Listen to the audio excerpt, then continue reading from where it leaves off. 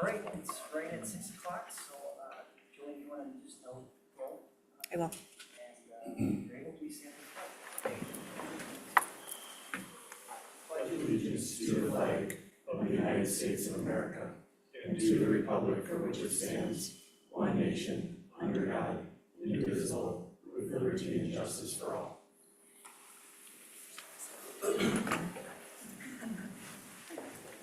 right, I just want to acknowledge the horrific events in Minneapolis this afternoon and this morning, and our thoughts and prayers are with those families. Just terrible tragedies. All right, open forum. We have open forums at our workshops.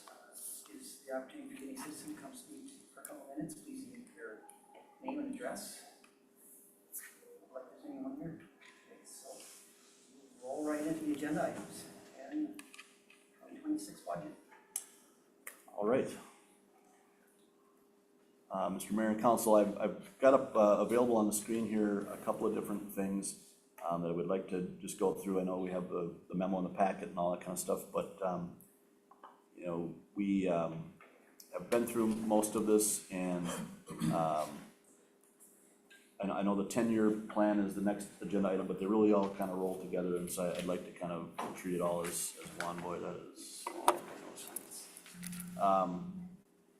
we've got Bruce Kimmel here from Ellers, and he's gonna just talk us through a couple of things. I don't know if all of you have met Bruce before, but Bruce has been helping the city for a long time, and I've known Bruce for 25 years, and he does great work with your bonds and helping us do some financial planning. And he and your former finance director, Kevin, put this 10-year master plan together, and it's really been a guiding document for us as we look at the budget, this year's budget and beyond. And myself and Jessica have been working with Bruce to refine this, and as you know, we kind of started at maybe 18% increase next year after we plugged in some of the things we have that are looking out in terms of projections on salaries and that kind of thing. That was up a little bit from about 16.5% where it was projected from last year's version of this plan. We're now down to a point where we feel like we have about a 12.6% increase program for 2026 with the current budget proposal. And what I wanted to have Bruce run through is a little bit more, as you consider that budget. I know that everyone is also concerned about the looming large project that we have in the Public Works building, and that would be sort of hitting the books, so to speak, in 2028 with the first bond payment, and where we sit with that increase. Again, not that one has to be involved with the other, but I think it is part and parcel, kind of tied together. So what we have in front of you here too, just because I know it's hard to read sometimes in your packet, and I will admit that in your packet I didn't do a great job. I didn't label the top so that you could see which one was which. We have two scenarios that we put in front of you, and one is called level debt service, and that's what I have pulled up here. And the other one is called shaped debt service, and Bruce is going to kind of walk you through that, and also just walk you through the bonds that we have out there right now, and the payment schedule on those, and just a few more details about that. So I'll just kind of zoom in here on these couple line items, and Bruce, if you could kind of just walk the council through what those bonds are and some of the payment parameters there. Sure. Mark, if it's okay, I think I'll actually just hand out the debt profile as well, and that will give everyone that full context there.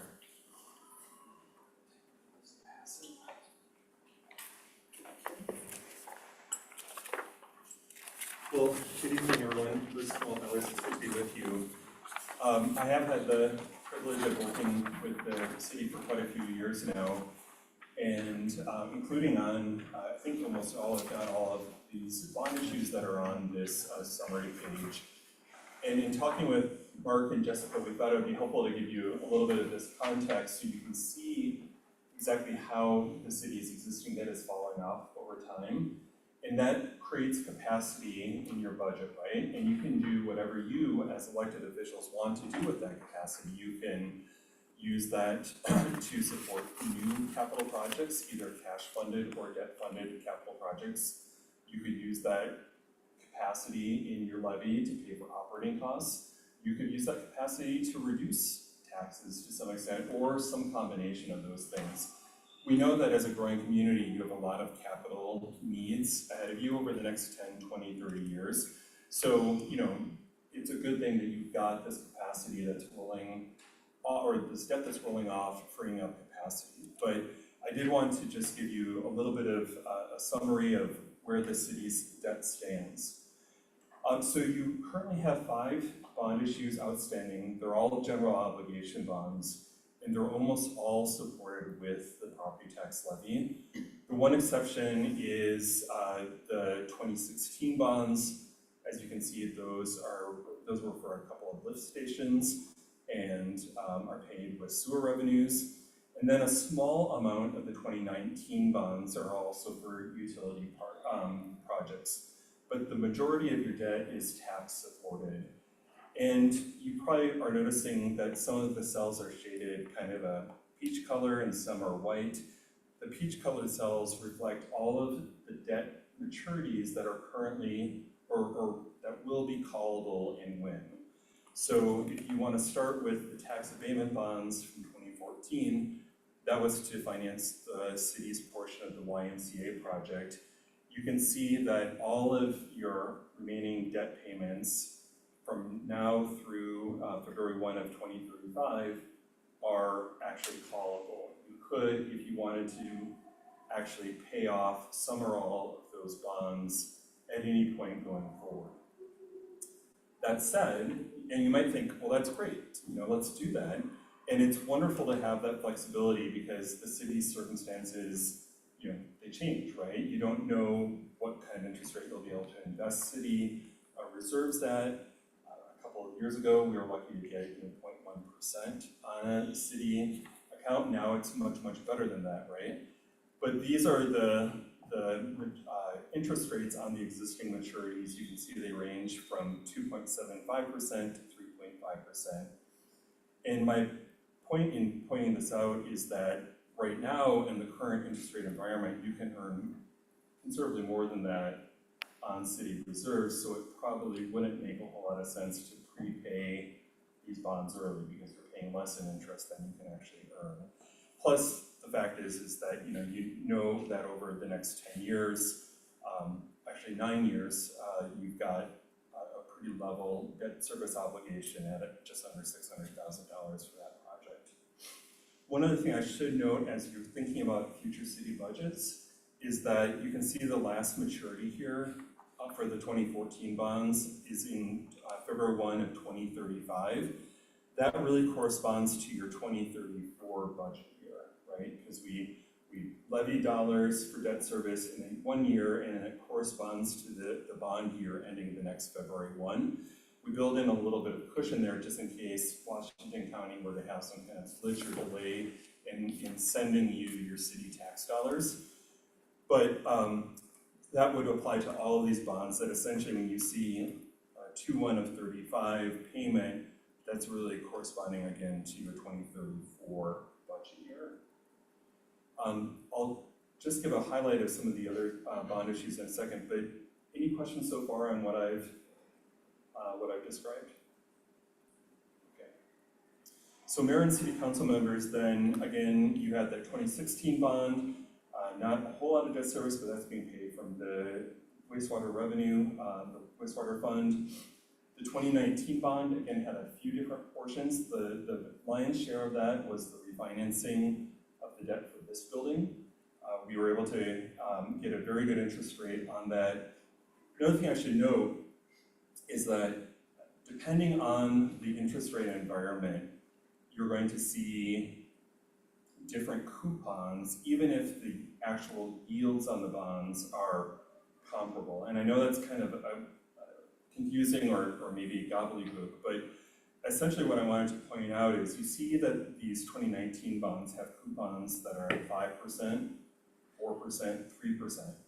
Well, the city's actual borrowing cost on those bonds was far lower than that. When we helped the city issue those bonds in 2019, we were in what's called a premium bond environment. And bond investors wanted those high coupons, even if they were only earning like 2% on the bonds. And the way that that's monetized is that they actually pay you more money for those bonds than those bonds are worth. So they pay you maybe $1.30 for $1 worth of bonds, and that's where you can then justify that 5% coupon instead of like a 2% coupon. And then, of course, what we did is then downsize the bond issue because we had all this extra premium. You only needed so much to refinance the government center and for other projects, so we used all of that premium to reduce the size of the bond issue. Probably more than you needed to know, but I just wanted to note that just because you see these 5s and 4s in interest rates, that's not really what the city's borrowing rate was on those finances. So you see that those roll off. The non-government center portion of things goes out an extra year, but the government center portion ends in 2033, that budget year. Then you see in 2024, last year, you sold some equipment certificates to buy city equipment. And you may recall that just a couple months ago, we were here working with you on the North Shore Drive project, North Shore Drive or Trail? Trail. Okay, thank you. Trail financing, and that's what was in that street reconstruction bond. So compared to a lot of other cities, your debt profile is pretty modest and it's very short. A lot of cities have debt for all sorts of projects that extend much more than the roughly, the average of less than 10 years, as you see here. And what that says to me is that you just have a lot of flexibility as elected officials to decide where you want to go and how you want to shape future debt financings. You certainly have running room to do longer financings, like you might for the public works facility that you're considering.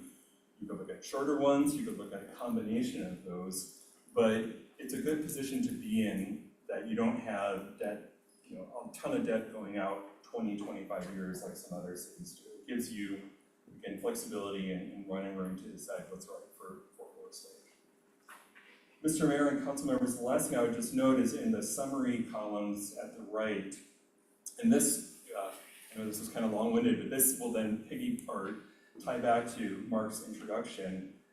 But if you look at the total P&I column, which is the second from the right, you can see, and again, a little bit of this is sewer supported and utility supported, but most of it's levy supported. You see how you're pretty level at about $4.3 million, then it drops to about 4 million to 2.5, and then your levy supported debt falls off a cliff, right? It's only $375,000 then, starting in, it looks like budget year 2035. That's another thing that you get to decide what to do with. That's that freed up capacity that I mentioned earlier. How will you incorporate that into future budgets? How will you incorporate that reality into shaping the debt service for the public works facility, which is kind of the 600-pound gorilla on your CIP. But it's, again, a situation that gives you a lot of options. And one, I would also say that bodes well with the credit rating agencies. We don't want to be obsessed with what they think about the city, but it's always good to maintain the city's very strong rating. And I don't see anything about either your existing profile or what you might do sure that would jeopardize your rating with S&P. So before I talk a little bit more about the financial management plan, are there any questions about the city's existing debt or how you might pay that off over time? Just one, your commentary about those general obligation, the 2019 series, and I understand, that they paid us premiums for far less, so yep. In essence, it doesn't cost us the same, but would it be fair to say, I think I know the answer to this, but, when those, it goes from a 5% coupon to 4 to 3, if the interest rate environment changes significantly, we might want to actually, because it's a true cost that year, that interest cost. we're paying what that coupon says, right? So even though in the whole scheme of things, our overall cost is much better, Yep. it's still money. I'm really glad you mentioned that. Sometimes I get going and I forget to mention a key thing, which is that decision matrix on whether and when to pay off debt may very well change. And you may also have opportunities in the future to refinance debt for interest cost savings. So on those bonds, you may say, 3-4 years from now, well, gee, we don't want to plug city money into paying those off, because Jessica, who will still be here, I'm sure, can earn great investment rates and earnings. But we might be able to show you, gee, you could save several $1 million just doing a refinancing, what's called a current refunding in the bond market. And that might also just be something opportunistic that you could do. That's only available, correct me if I'm wrong, but with the callable portion, correct? And that's that peach colored portion, exactly. That's why we got this guy up here. Yeah, no, that's great. And my general interpretation, after Bruce went through this with me, I was like to take a deep breath and see if I could say it in like one sentence. And, my one sentence was, so we shouldn't refinance or pay off any of these bonds given the current interest rate market. And the answer was yes, that's correct. So it's a long way of saying, what I wanted to do is, even though that the conclusion is, I'm not asking you to do anything, I want you to understand that Bruce and Jessica and I have looked at that and looked at the debt structure and our existing debt, and whether or not there's any opportunities to rearrange those and or pay off things early to make it better. And again, the answer is no, there's really no opportunity here, but I wanted you to understand that we've been looking at that. It's an important part of your 10-year plan in terms of what you have is available for you. Just another point about that, I mean, even if the interest rate environment was same then as it is now, right? I mean, those are some significant annual principal payments. So that you can restructure it to spread it out a little bit, and at least worth the conversation at that point. Yeah, you absolutely could. Usually when we see clients refinance, they're just looking to capture better interest rates on the remaining amortization schedule, whether it's 5, 10 years, whatever. But you absolutely can rework the shape of the debt, either extending it, or you could shorten it, or you could do something else to better fit the city's long-term budget forecast as well. So it's really at your sole discretion. The bondholders can't force you to do anything. They can't make you pay off early. They can't make you stay on schedule. You get to decide whether and what to do, essentially. Mark, other than the Public Works building, what do you foresee us needing a bond for in the next 5 years? So all of those things that we foresee are baked into the capital funds already and are baked into this 10-year plan in terms of, so let's see if I can show you that somehow here. Line 38 up here, potential additional debt levy, CIP projects. So you can see here in 2028, boom, all of a sudden we have this $1.2 million. That's mostly the Public Works building. And then in 2029, I think there's some other street projects or something of that nature that come on board there. So that is all programmed in here. If you're asking me what else do I foresee? Nothing. Does that mean there will be nothing? No, because I'm just not that good at foreseeing. But the collective we, myself and Jessica and Kevin and, everyone's come before us and everyone we have on staff right now has done our best to foresee everything in the next 10 years that's going to be on here, right? And so it's not that we won't have any new debt. So Bruce was saying, you look at your debt's going to be very small. This does not, those new things are not baked into this. They're baked into the 10-year plan, but they're not baked into here. So this is a little misleading in that, $300,000 by the time we're in 2036. No, we have other things planned. So is that North Shore Drive project probably? It is, yep. Yeah, in fact, that's probably the 2029, that big jump there. So I think this kind of leads us into the next quick thing here we want to talk about, which is the two things in front of you. And I again, what we've done is we've taken that $50 million number that we've been working with for the Public Works building. Again, we're all hoping we can get lower than that, but we wanna continue to talk about sort of that worst case scenario. And we've got two scenarios. The level debt service, if I could, play Bruce for a minute, is just $50 million with interest divided by 20 years. And we pay the same amount every year, just like you would for a normal house loan, right? Most of your home loans are, your payment is set the same for now and forever, right? That's 18 to line 38. And that is baked into line 38, correct? And, so on the level debt service, you'll notice that page 2 of that, which is just on the back side of it, sorry. Try to remember which side is the back side, page 2. You'll see again that 12.6 number in 2026 is not affected because this is, we're talking about something happening in 2028. You'll see that the increase in 2028 is at 11.4%. Again, that's mostly because of the Public Works building. Then if you look at the shaped debt service, and page 2 of that, come on, Mark.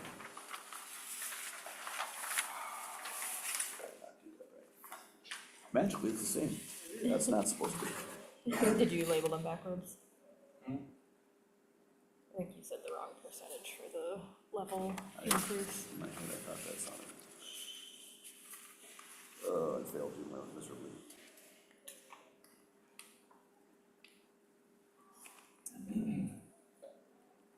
Backup plan here, sorry. They're not supposed to be the same number. That was a terrible magic trick. It was like I said I'm gonna pull a rabbit out of a hat, and then there was nothing in my hat.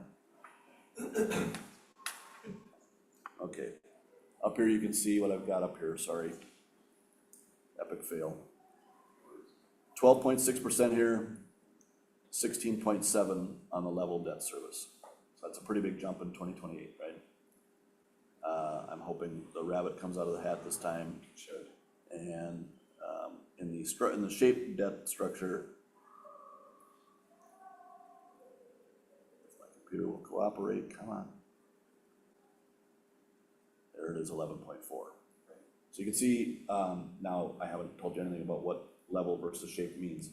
Level, I told you, is individual payments are all the same for 20 years, and we just pay it like a normal debt. The shape debt service pushes all the principal payments out past that cliff at 2033. So remember, this debt isn't coming on the books until 2028, so it's not a full 10 years out, it's more like 8 years out, 7, 8 years out.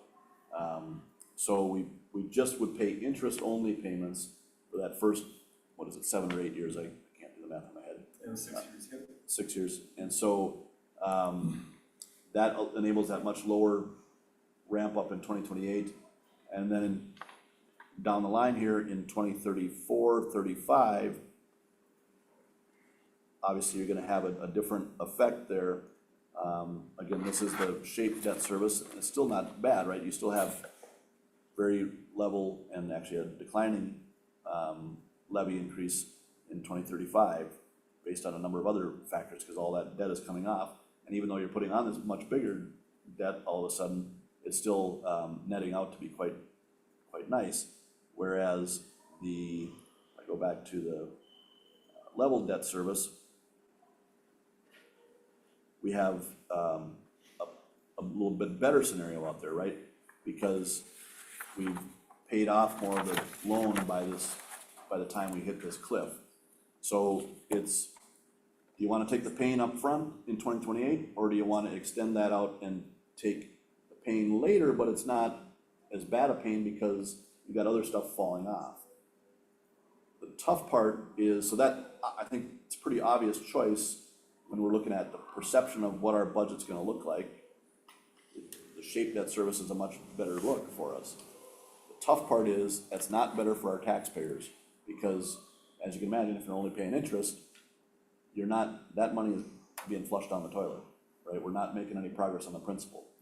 And so there's And Bruce, I don't know if off the top of your head, do you remember what the number is, the total net difference? Yeah, so with the Shaped, over the first 10 years, or I guess 8 years, you save about $5 million because you're paying only interest in the near term, and then you go to those full principal and interest payments after that, right?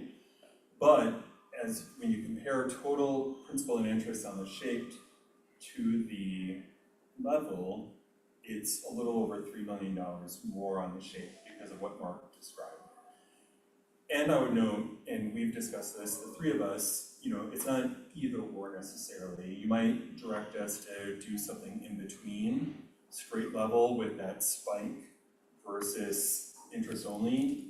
And so there's a lot of ways we can feather in new debt service so that you start paying some of that principal, but maybe not have as big of a jump in your debt levy right away. So. Is that a decision a person needs to make at the time of issuing the bond?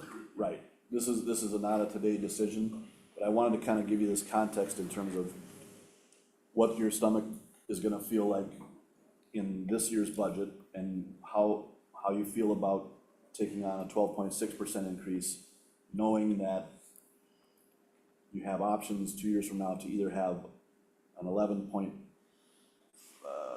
16.7 or 11.4, right? So, I think my gut feeling tells me if I'm gonna do a 12.6% this year and then a 16.7% 2 years from now, that's gonna be a tough thing to do. If I've got 12.6% this year and it's 11% a couple years from now, there's a little bit different feeling of how I approach the 2026 budget, I feel like. And I wanted to give you guys that context to just mull over and be aware of that there are options there for that 2028 spike. Again, this is worst case scenario, this is $50 million territory. Obviously, every $1 million would come down is a pretty significant buy down of that percentage in 2028. So as Bruce mentioned, the general lesson here is you've got some flexibility because you've got that big cliff. All your bonds, or not all of your bonds, but a good chunk of your bonds are coming off in that 1 year, and it does make sense. Cities do it all the time. They structure that debt to kind of continue that debt levy to be fairly level and not have spikes. And that's the whole reason you issue debt in the first place, is to not have giant spikes in your budget, right? So it's absolutely done all the time, but I want you to do it eyes wide open and know that the better thing to do is to pay it off early, but for a lot of reasons we don't want to do that to people always. Question, Jeff? Bruce, if we're kind of in a favorable interest rate market currently, and it seems like we're gonna be there for a little while, these numbers won't get locked in until you sell the bonds. okay, and that could be, potentially we would be selling them with a lower interest rate market, Good. which would change these numbers again in this percentage. Exactly. Let's just say a 1% interest rate, how much does it change kind of what we're doing? I mean, just, rough. I don't wanna hold you to it. 1% would be quite a lot, but on this big of a bond issue, 1% would be several $100,000 per year. So it's real money. And you're right, we do seem to see signs that rates may be coming down. It's, there's a lot of things that drive muni bond rates versus what the Fed decides. They do their thing, and then, bankers decide what they do, but then muni bond buyers also decide what kind of interest rate they're gonna accept, and they don't always follow in lockstep. But I don't foresee bond rates getting worse anytime soon, getting higher. I expect stable or lower. So, like Mark said, hopefully the project price is worst case, and hopefully also what we're showing here we can improve on. One other question. So Bruce had mentioned that one of these we're bonding for some equipment certificates, but we're also contributing X million bucks a year to the capital equipment fund. So I'm assuming there's some bigger dollar purchases like fire trucks or something like that that we bonded for. That we, previously, the Yeah, 2024, yeah. Yeah, do you remember, Bruce, what those, Forgive me, I don't, my Alan, do you memory is, remember I feel think like they it was were the some fire- apparatus. I think they were the fire There was trucks. Yeah. Yeah. two Oh, trucks? snow plows, yeah. Yeah. And certainly, you know, you can pick and choose. What we assumed here doesn't have to be written in stone. You could decide to fund certain things with cash, certain things with debt, and, you know, and make changes as appropriate. So any big purchases, I know the ladder truck or something like that before that, should we be contributing more to this capital equipment? We're actually not even planning on bonding in that fund for the next 10 years. That'll be just built out to fund. Yep. So, yeah, I think that, I don't know that there's any, equipment, No, Yeah. there is. I think all the bonds we're looking at are most, street related And parks. and parks. And certainly some of those parks ones I think are in that lower end where you're like, you know, should we bond or not? And that would, I think a lot of that'll depend on, you know, development pace. Are we getting a bunch of park dedication funds or other things coming in? You know, we've had to make those assumptions in the budget. If we're under assuming, that'll be good news, and maybe we can pay cash for some of those things. And you know, again, if interest rates are high, that's maybe a choice you make to pay cash rather than do it. Lots of things go into that decision, but yeah, I think that's the good news, is that we're putting enough away that we don't have to bond for any equipment. I think that's a good philosophy going forward. You know, maybe the $3 million ladder truck we've kicked out now to 2038, 37. You know, that might be one of those things, a lot of communities do bond for a ladder truck, but beyond that, you know, if you aren't putting enough away to pay cash for $1 million piece of equipment, then you're not probably doing it right. You know, if you got a bond for something that small, that's probably not a great idea. And I feel like what you are assuming in the CIP that you and Jessica put together really makes sense from a useful life and an equity perspective as well. And that's something we look at as well as, okay, if there's something that's only gonna last 10 years, you probably wanna issue a 15 or a 20-year bond for it, right? But also, who are the residents and business owners in Forest Lake that will get the most benefit from it versus a public works facility that will hopefully last upwards of 40, 50 years. That's gonna benefit citizens and taxpayers for decades to come, and so contemplating maybe a 20-year bond issue for that really makes sense from an equity perspective, so it's not just today's Forest Lake citizens that are paying for that. So that's something that we think about as well. So I know I did this backwards, and that this was the second item on the agenda, but I wanted to give you that context first before we start to dive into the 2026 budget, which has absolutely nothing to do with what we just talked about in a certain sense, right? But again, I think it's important background information. So with that, any other questions on that? Again, it's not a decision we have to make today about shape debt or level debt, but, okay.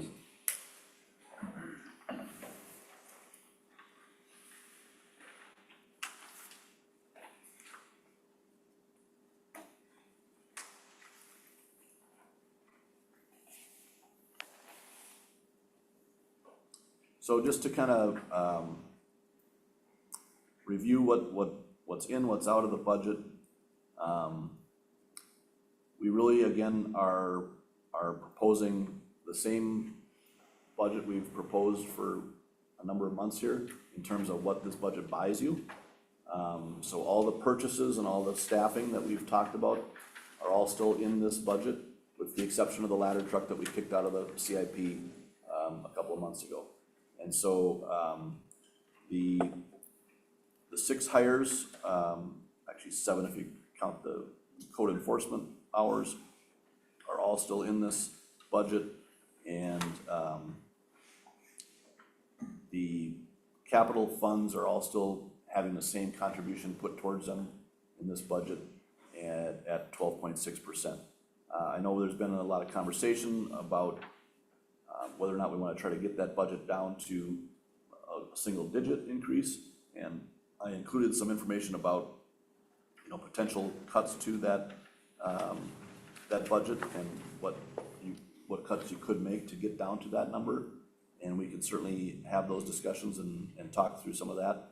I know, Mr. Mayor, you asked today or yesterday, about some information on some of the capital stuff for, equipment, and I provided some of that this afternoon. I know folks haven't probably had a chance to look at some of that information, but,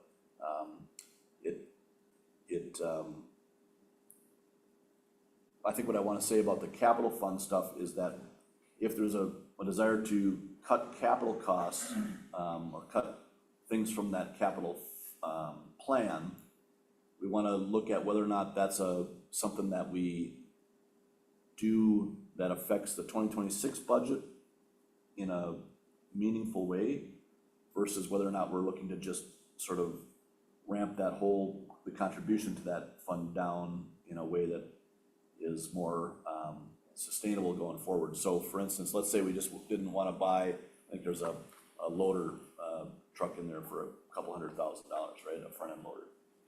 We could just say, you know what, we can't afford this in 2026, let's not buy that loader in 2026. Simply saying that right now does not, let's say it's 200,000, I can't remember what it is.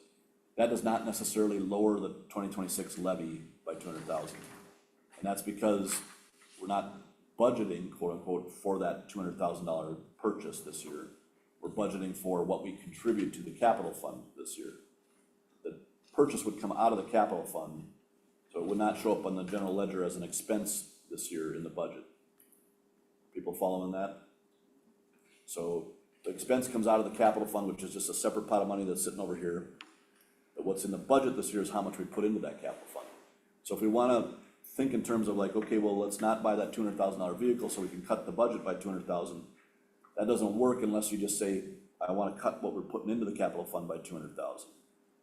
And that's fine, and you can do that, but then what that means is next year, you're gonna wanna look at what we were putting into the capital fund, and guess what, you're gonna be $200,000 short of what you should be, plus whatever we're looking at for an increase. And so you've essentially then had baked in another roughly % of levy increase to next year's budget that you'd have to then make up. And then, by the way, you maybe kick that down a year or 2 or 3 to buy that item later. That doesn't, we haven't lost that expense, we've just pushed it down, and so the amount you put into that capital fund, again, still has to stay pretty steady, except now you gotta make up the 200,000 that you didn't put in last year. So, very open to talking about changes to the capital plan to affect the budget, but it probably means a more holistic view of things, not just onesie twosie. It means rather than buying pickup trucks every 10 years, let's buy them every 12 years. And all of a sudden that stretches the whole plan out, and we carve off 2 years worth of that plan, and that can bring the whole thing down. Does that make some sense? Is there a policy on when we buy this equipment? Yeah, so that's the thing I sent you even later this afternoon. And let me see if I can pull that up real quickly here.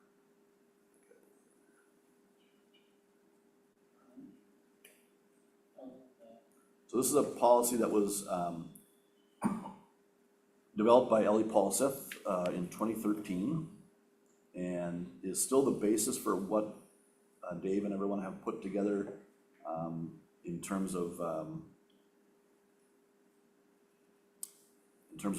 capital improvement plan. So that for the most part, Dave mentioned a couple little anomalies, but for the most part, it boils down to this.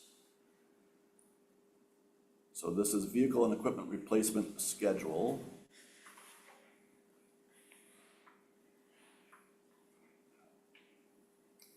So for every piece of equipment that we own, every type of piece of equipment we own, there is a life cycle.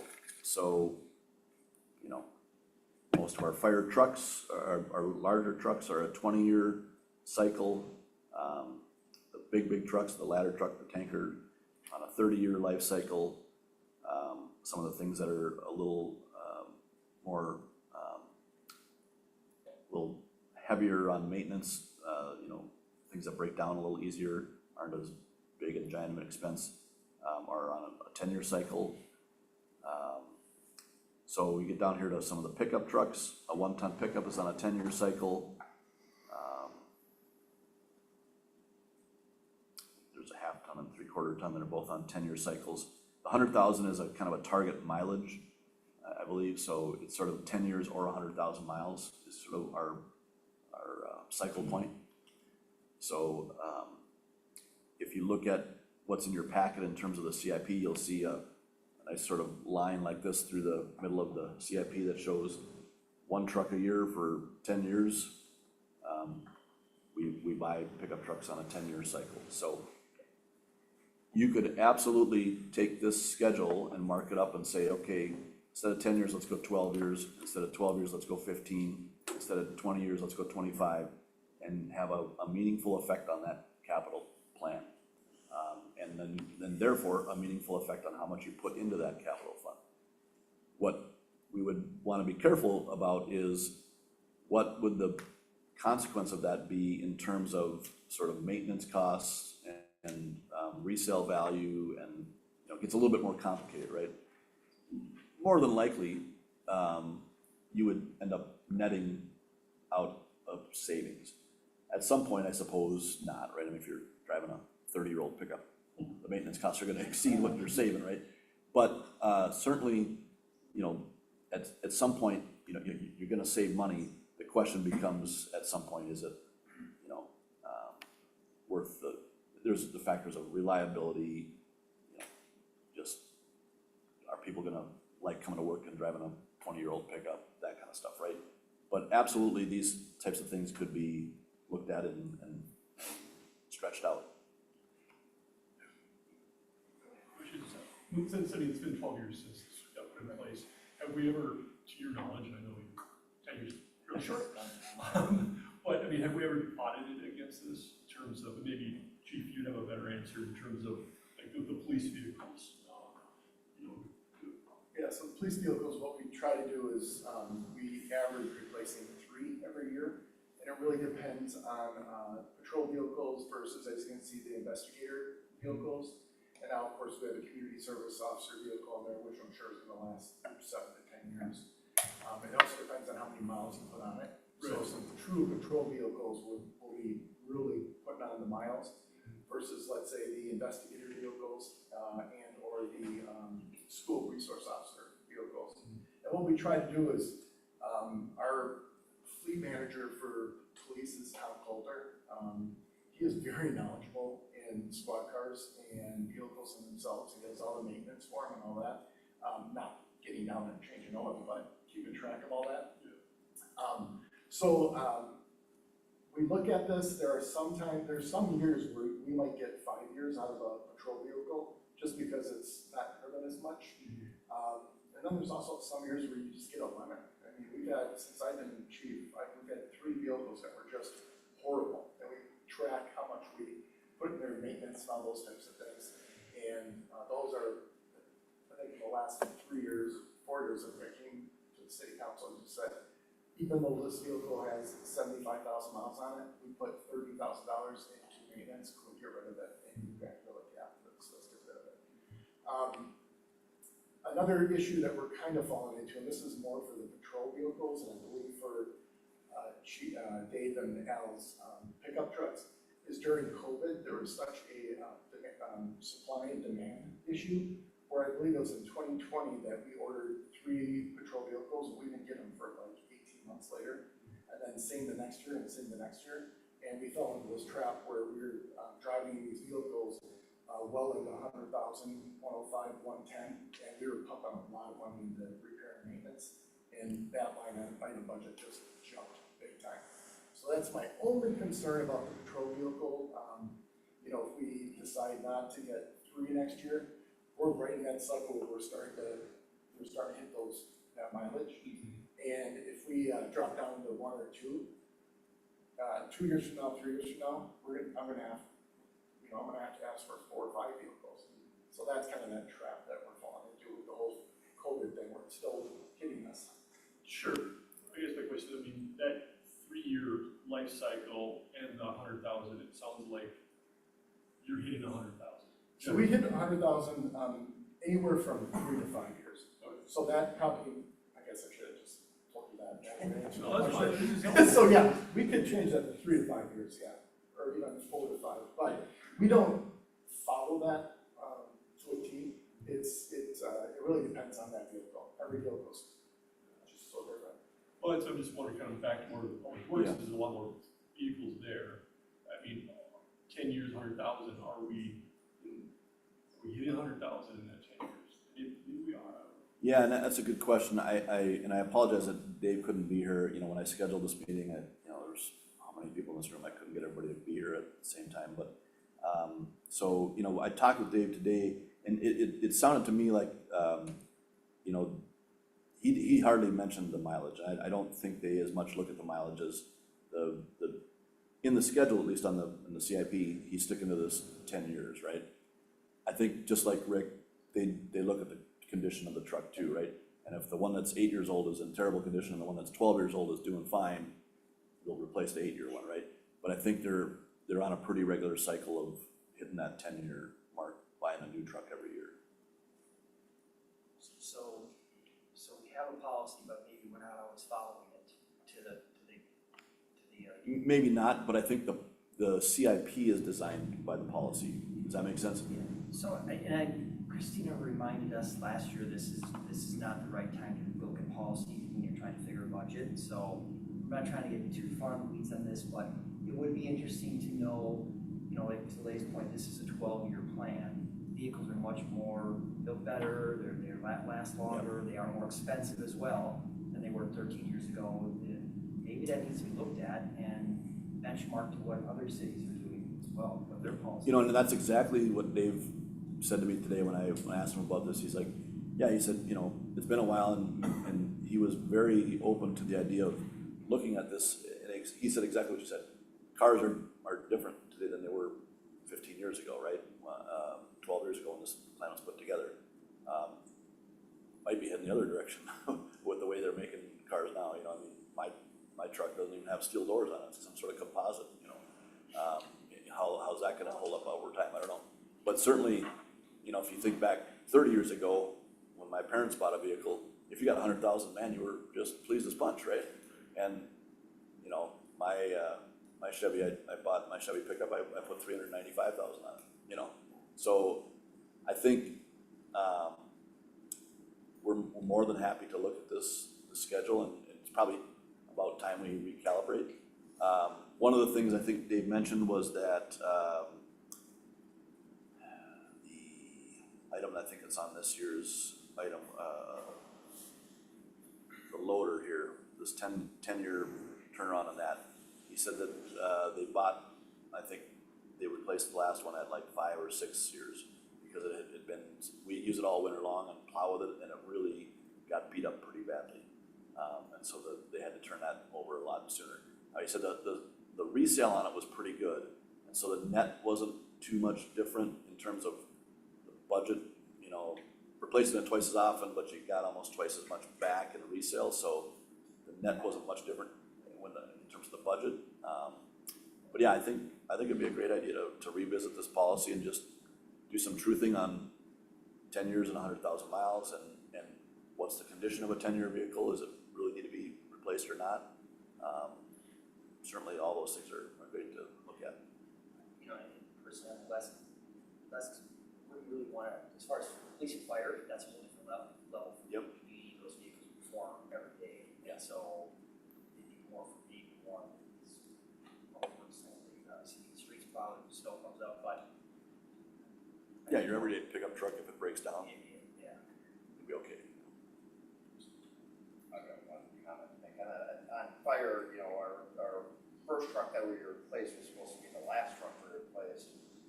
We hit 37 years on that, our schedule on that since 25 years. Our two twins, we hit 27 and 29 years.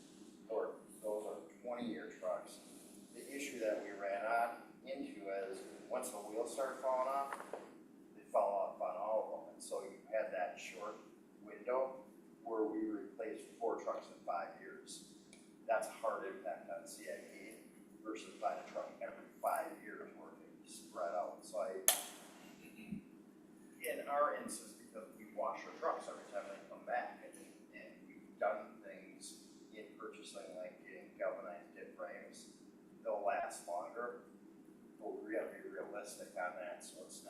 10 years past, you know, instead of being a 20-year, to be a 30-year replacement, because that can really wreak havoc if they all break down at the same time.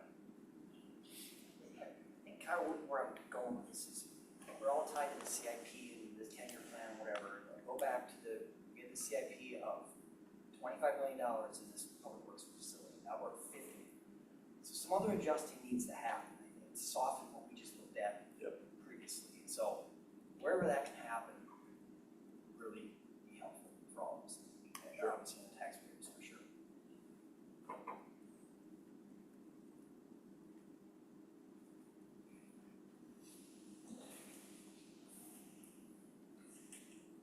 And this is sort of what I was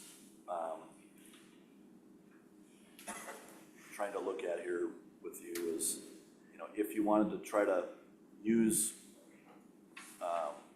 adjustments to the capital funds as a budget cutting measure, this is sort of the magnitude of what you could accomplish. So I call it a one-year rollback, and that's a very oversimplified version of what we're just talking about, but essentially you stretch a 10-year CIP, well, you shrink it to a 9-year CIP. You take 10 years worth of purchases, I'm not saying shrink. We're gonna buy 9 years worth of stuff in 10 years, right? So we're gonna kick out 1 year out of that CIP. This is sort of the savings that you could assume to get out of doing that kind of a move. You know, without looking at the specifics of what vehicles are affected there and what projects are affected, these are the types of savings you could see. So you could, if you did that to the parks, getting out of my way here, but the 3 CIPs are the capital projects, so the streets essentially, and capital equipment is all the vehicles, police, fire, and public works, and then the last one is the parks. And all told, just with that 1 year rollback or stretch out, if you want to call it, you could save, you know, pretty close to, you know, get yourself down to single digits by doing that. So if that's something the council would like us to explore, we'd be happy to try to look at that. Any thoughts on that? I'd rather not take away from capital projects. That's my same thing. We look at, when the residents see what we need the most, it's our roads are rough. So to do that, but they also, I think, you know, people talk about city vehicles being brand new, including 1 or 2 of being a C71 pickup truck. They see that, so that's where we're going, or maybe it's the equipment. If we're gonna do any of this, equipment but not projects, the roads are a mess, and I'd almost be willing to swap that from capital equipment into capital projects, because that's, I think, where our great need is. Not any savings, we just should. But either way, savings would be ideal, but if we're comfortable with the percentage, adjusting something. Has there ever been any, I don't know much about EV vehicles, but has there ever been any consideration to getting more electric vehicles in our city in terms of cars and trucks and stuff? Just because they're a lot more reliable, a lot less maintenance, and don't have any fuel costs. We actually have 4 hybrids in our fleet right now. They do take a significant amount less fuel. The one thing we've noticed with them is they have to run every day. If they don't run every day, that's when we run into problems. But we're having very good luck at higher mileage with less maintenance than the EVs or the hybrids. The EVs are still really infant stages because of the electrical issues with all the lights and all the power draws. The true EV squads that I've seen, they actually have to put more batteries in the car just to run the lights, the siren, the radio, and that stuff because they can't tap into the actual vehicle itself. But the hybrids, we do have the hybrids, and they've turned out really well. I know my former employer accidentally got hybrids during the pandemic when it was crazy, and you ordered vehicles and hoped they came, and they came and they were hybrids, and they gave the chief a choice, either to take these or you wait another 8, you know, I guess I'll take the hybrids. I think they were saving $6,000 to $8,000 in fuel a year on them. I mean, it was significant amount of, now these were patrol vehicles that were used every day, all day, but, it was a significant amount of savings, so. And that was part of what Dave and I discussed today too, is that not only could you look at just the interval, but to your point about you have to get the Z71 package, do you have to get should we buy Fords instead of Chevy, should we buy Rams instead of Fords? You know, you could look at all that kind of stuff that, you know, hasn't maybe been looked at in detail. I'm sure Dave looks at that, and if there was a price increase that was significant or something, we would look at that. Just so folks know how we buy equipment, we buy it off the state bid. And so the state bid has changed drastically since COVID. The discount off a sticker price on a half-ton pickup used to be about 40%. That is about 15% now. And so it's just out of this world. The cost is just, you know, gotten crazy. One other reason to look at that policy. Yeah. As far as the price. Yep. Right there. Right. So, you know, it used to be the resale value was so high you could basically turn around and sell the same vehicle you just bought at a profit. There heard rumors of cities that basically do that. They turn around and sell them a year or two later for, if not the same price, of profit even. You know, we were sort of looking at that, perhaps a 2-year cycle on our vehicles, because you could essentially drive it for 2 years, sell it before you need new tires or brakes, and break even and not have to buy new tires and brakes. But of course, that all just went out the window with COVID, so. So I guess the question really, is the council comfortable with this preliminary where we're at right now with the opportunity to lower it, we can raise it? We feel comfortable with that? If we have more questions, we want to start going down the road, some of these, is there a way to get it down? Or we have those conversations in December? Still think that. We're gonna take the next 4 months off. Yeah, I mean, you know, if I'm. That's the next steps, that's what Yeah, we're yeah, doing and right now. right, absolutely, and what I'll just say is that our staff recommendation is to stick with the 12.6%.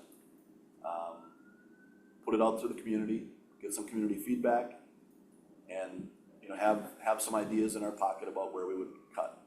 And, you know, I think heard some feedback tonight that, you know, perhaps capital equipment would be a spot to look at. Any thoughts on the staffing portion of things is Well, I was just gonna ask that kind of a related question. So looking at the 27 projection, you're less than 6%, right? Is that, do you feel like that's a pretty solid number? we do, yeah. You know, I guess kind of like the thought was, can we level this out a little bit? I mean, I'm fine tonight, you know, sticking with 12.6, but continuing to sharpen our pencils, and, you know, could we get to single digits this year, and be high single digits again next year? You know, if there's, you know, a couple things move around on the chessboard. Yeah, I think that's a fair question. Would you rather be 12.6 this year and 5 point whatever next year, or 9 and 8?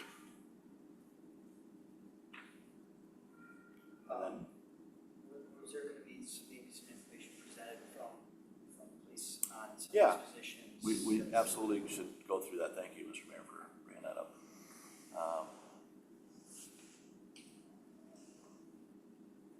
Hey, Mark, before you get into that, is the council aware of how the tax rate increase will be less than the 10 point, or less than the 12.6 because of the growth in the tax base? Sure. I just wanted to make sure you all were. My third time around, I still don't know it all, and we have some new design, so that'd be great. Yeah, let's look at my my faulty spreadsheet here, but no, this is the shape debt service. It doesn't necessarily really matter here, but let's bring that up here. So the bottom line here, before we get too far, is what we call the tax rate on tax capacity. And Bruce, do you want to kind of just maybe try your best to define Yeah, that? I won't go into the weeds, although I love talking about taxes, you know. So you all know that you've got market value, right, in your houses, businesses, and that gets translated to tax capacity through the application of different classification rates. So residential homesteads have a lower tax capacity classification rate than a business does, for instance, and ag land is different from that. And so basically it's a way of translating the market value that Washington County assigns into what's called tax capacity. And that's your actual tax base that decides your property tax rate. Because you've got your levy, however many millions of dollars of levy dollars you want to raise, that gets divided into the tax capacity for the city, and that generates your tax rate for the city. And of course, the county has its own tax rate, the school district, et cetera, so you pay a combination of all those rates on your house or your business. But what I wanted to point out, and I just think it's helpful as you think about the budget and communicating with your neighbors and constituents, is that if you look in the column that Mark's got the arrow on, you've got an increase in your tax base. Washington County just gave you an update on that tax base, so it's about $36.8 million. And again, that's not value, that's this tax capacity thing. But then next year also, you'll have 2 TIF districts that will be certified and put that tax capacity from those TIF districts back into your general tax base, which is really great, right? You did these projects, you helped reimburse costs, now the reimbursements are done and you're getting the full credit for that tax base. So that's why we show just over $37 million of true total tax base for next year.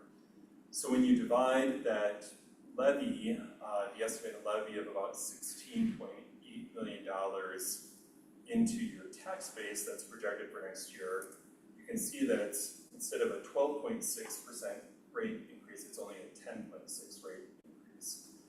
It's still real money, right? It has to come from someplace, but I think it helps to show that because the city is growing, because you're bringing tax base back on from TIF, that it's, the impact to the taxpayers will be a little bit less. I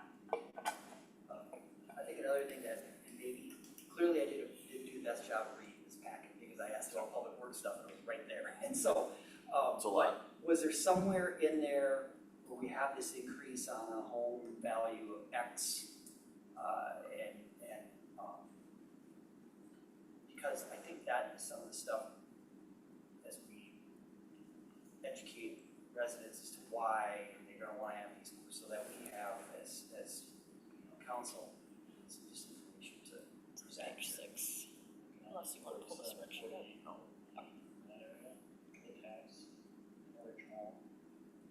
Is that what it is? All right. It's right in that paragraph in the middle. It's also nice to have maybe some kind of education on a commercial property of X amount of value too, because that's, they're the ones getting hammered. So if that was able to come forward to us, that'd be great. Sure. Well, Yeah, I think, the $165 a year, you know, again, remember, that's just the city side of taxes, right? So, and that's obviously all we can control, but that's gonna be lumped in with other counties. do we know yet where the district and the county's gonna land on things? No, we don't, no. It's helpful as well, because Yeah. that's what they're paying, one of the low-hanging fruit that they come and talk to, which is great, so that would be nice to know. Yeah, we won't know that until They said- December time, you know. They're just like us, they have to report it at the end of September, and so. One other question, and this is, Bruce, I think maybe it was when the county was up here, we were asking some of these questions, but when you build a new home, you have a couple years before you really get that real value, your taxes. Is that the same on a commercial property? Like, I think we maybe had a couple new apartment buildings that have come online here in the last year. What does that look like? Do we still have more opportunity to capture more tax from them than we are this first year or two? Yeah, depending on the project, absolutely. It kind of depends on how the county and its appraisers approach it. But you're spot on. So every year they look at what is the value of a property as of the start of January, right? And even though they don't come up with the numbers until later in the year, it's supposed to be as of the start of the year. And then you get that information, and it's next year's actual taxes that you pay. So depending on the life cycle of the project, whether it's commercial, multifamily, residential, whatever, if it's at partial completion on January 1 of 2025, let's say, you're only gonna get partial value for fiscal 26, right? And then it should be done hopefully by next January 1, and then you would have full value for taxes in 2027. Yeah, so it can, especially on a big project, spread out over 2-3 years, for sure. We have accounted for that in a very general way. We haven't done project by project, but right down here on this line on the bottom here, we've had an assumption of 1% from new growth, so new tax base coming online of 1%, which is, I think realistic, not overly conservative.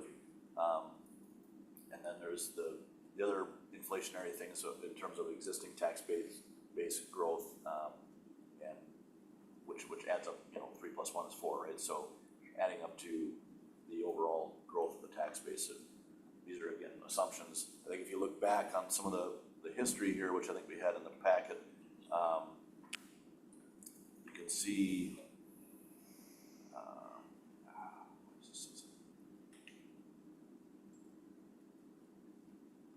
what, in 2022, you'll see that everybody's tax rate from 22 to 23 dropped pretty significantly. And that's because, if you recall, that was the year everyone's home value skyrocketed by like 20-25%. Remember that? And then the next year, your home was flat and all the commercial properties went up. And so we had 2 years there where the overall valuation of the city really skyrocketed. And you can see your tax rate fell from 41 down to 37, even though your levy was increasing. And then recently, boom, we're back up, not so much because you raised your levy, but because the valuation of your homes has leveled off a lot, right, in the last 2 years. So a lot of that stuff we just can't control. That's why we tend to want to know that tax rate on tax capacity, because it's a nice number to think about in terms of that's what people should, you kind of think in terms of what should people be able to afford based on what the value of their home is and what percentage of the value of their home are we taxing. But it also has such a mercurial thing to think about because we have no control over the value of our homes. It goes up with the market. And so, as you can see, that number is all over the place down here, just because it's almost really hard to track with the levy increase.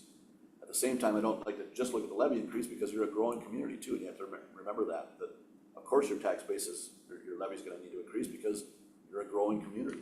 And I think that sometimes is lost too. People say, well, we got to have 0 flat rate, but it's almost impossible when you have a growing community. You're going to need more services. So there's 10 different ways to look at it. I think people tend to focus on that levy percent increase most of the time. And I do think it's the right number to look at, but it should be taken in context with other things.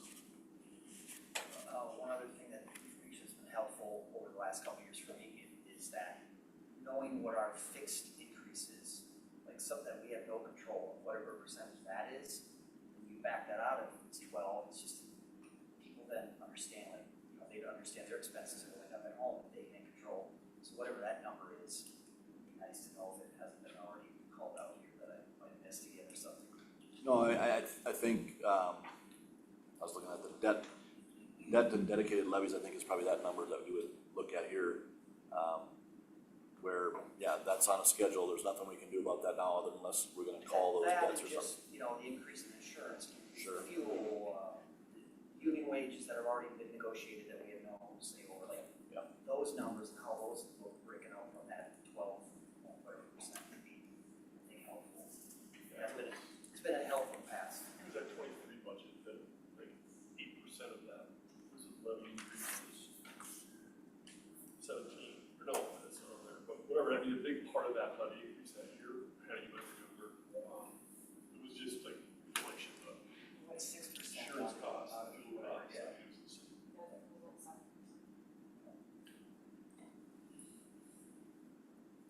think that number for us would be essentially everything but the new hires.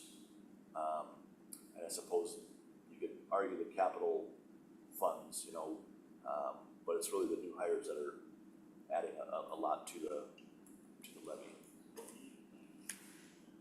That's about what you can control, right?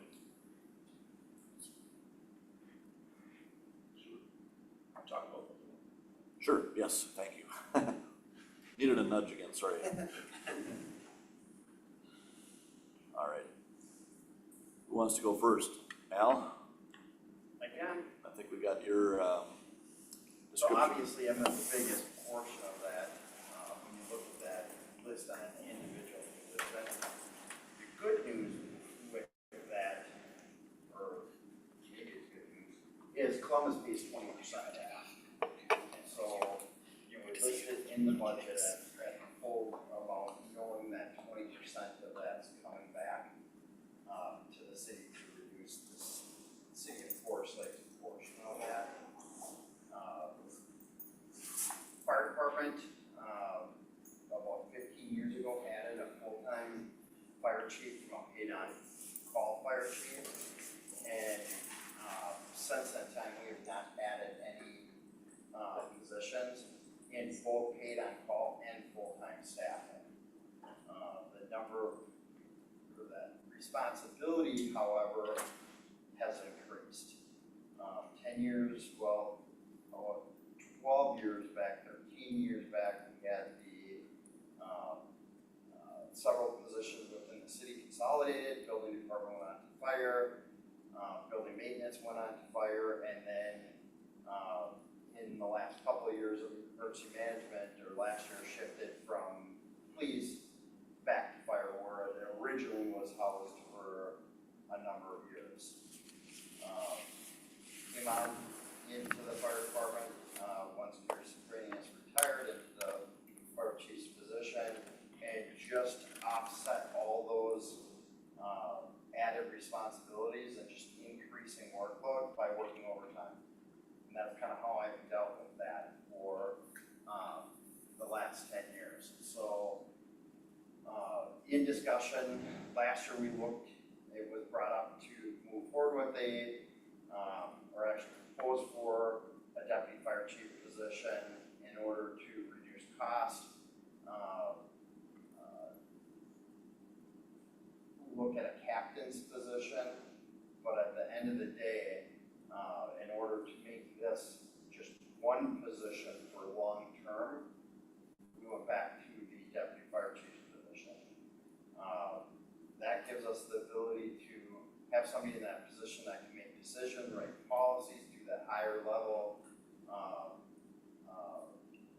task that you get with that position versus a lower level position that we looked at. So last year in December, I came up and said, let's hold back this year on the captain, because I don't want to have to come back to the city in a few years and say, we need this higher level position in addition to that captain's position. And so right now, how we operate is we're kind of a single point of leadership in the fire department. If anything would occur that resulted in any absence by the fire chief position, either short-term or long-term, everything stops. We don't have that plan.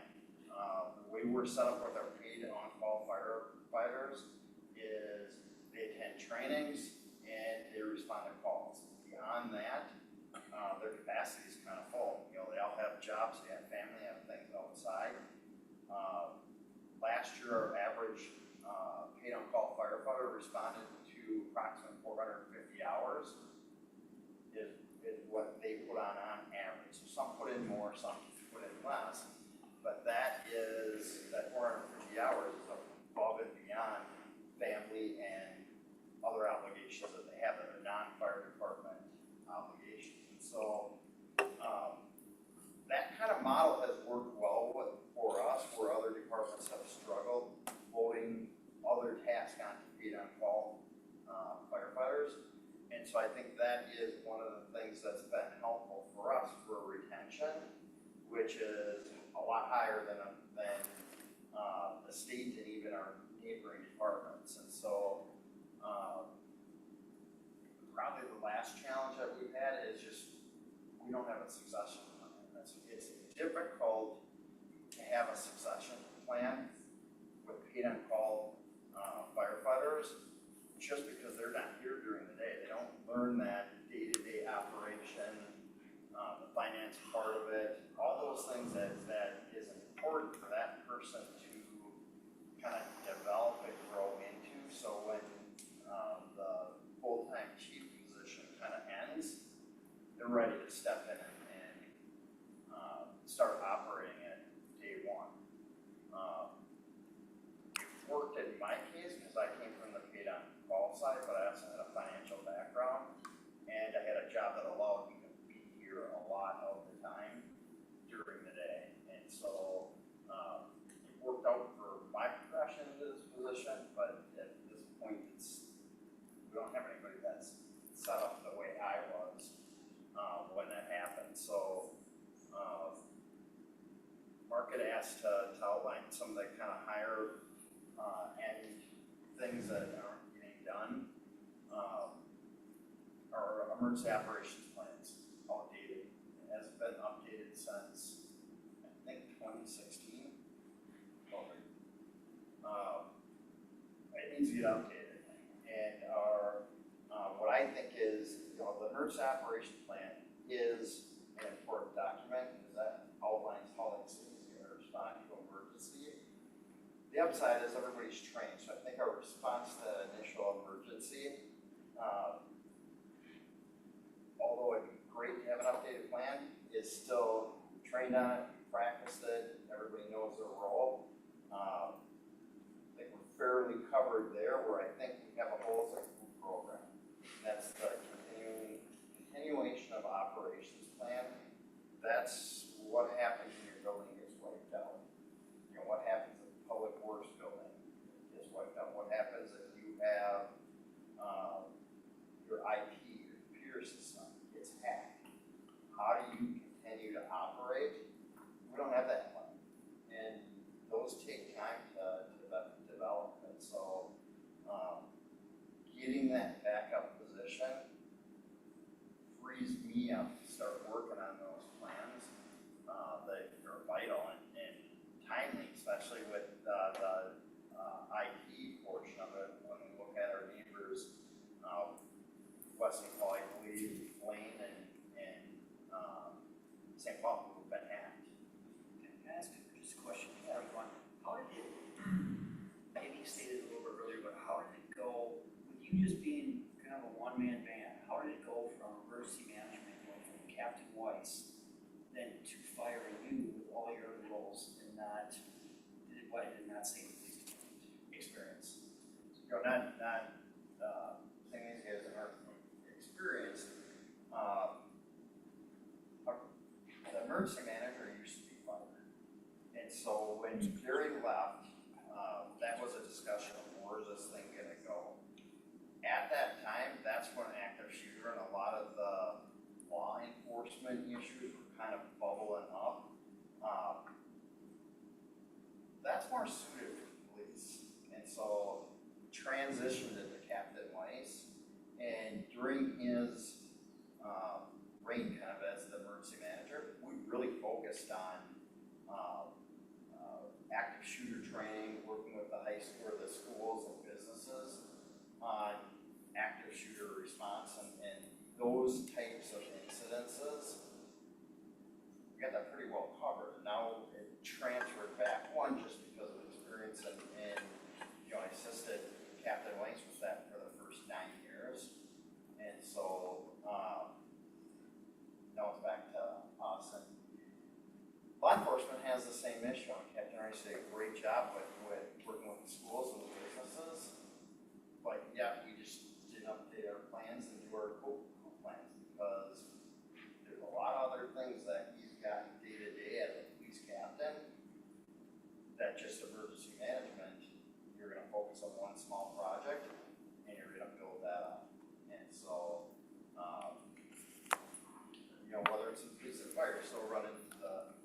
same issue of time. When you're short-staffed, you gotta spend the time on things that have to get done in emergency management. Although extremely important, it's not happening every day, but all of a sudden you get the big one, and you don't have that stuff in place. When the news media comes up and says, we wanna see that plan, and you don't have it, so hopefully that answered, that, but, another thing that we're outdated is on our key box system. That's all the keys for all your businesses in town. At this point, I would say, 30–40% of our keys, key boxes, don't work. We get called to a business, we go into the key box, we go through open the key, and it doesn't work. You know, either businesses are sold, they change locks, managers leave, people leave, they change the locks, they never call the fire department, or the last people they think of, right? So that's a project that's outdated. Just SOGs and SOPs. Put a lot of focus on it right away, and then it just started getting pulled away, and as more work came in, that's one of those things that get pushed to the back burner again, even though they're extremely important, they're very time consuming to put together and do. So that's kind of my spiel on that. Questions? Oh, last year, even before you pursued a grant to help cover some of that cost for the first couple of years. Is that even still in play? So I learned a lot about that grant, and so that's the AFT grant, and it's to be more specific, the SAFER grant. When they judge those, who's going to be eligible for that grant, they're looking for departments that are asking actually for more full-time firefighters, because they want to see that if they give you this grant money, it's going to make a bigger impact on reducing your response times. So when you're asking just for 1 or 2 employees or firefighters, you're actually rated lower on the scale than if I would have went in and said I need 6 or 8 guys.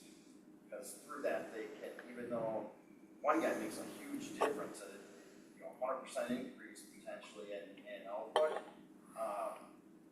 overall it doesn't reduce response time and all of those things. One guy can reduce outcome on response because we have policies and we're more efficient at getting things done to prepare for that response. It doesn't absolutely just drop the response time. And that's what the grant was really looking at. Chief Newman, if you had to identify someone in the organization currently, would there be someone, you don't need to give me a name, but is there someone you could identify that could be a potential deputy chief position? Yes. Yep. And just throwing it out there, the cost for something like that is it an hourly pay, is it a salary? It's a salary. That's that first line. Okay, I'm sorry, I missed that number. Yep. And so I know that question comes up from time to time, but I guess it's when you have that, like a paid on call fire department or other organizations, unless you have issues within that department, whether it be corruption or infighting or just poor leadership, when you have the ability to hire from within. So this is the all-in cost here is this $169,000. That's benefits and everything. And you have somebody that is within that organization that can do that job, your outcome on the membership is a lot better to hire a known person versus taking that risk of hiring from the outside and not knowing it. Right. And in a paid on call department, that is especially especially important because we've had instances where cities have gone outside the organization, hired a position, and it wasn't a great fit, and basically the guys don't depend on this as a career, so they're just like, we're out of here, and it's challenging. Okay, thank you.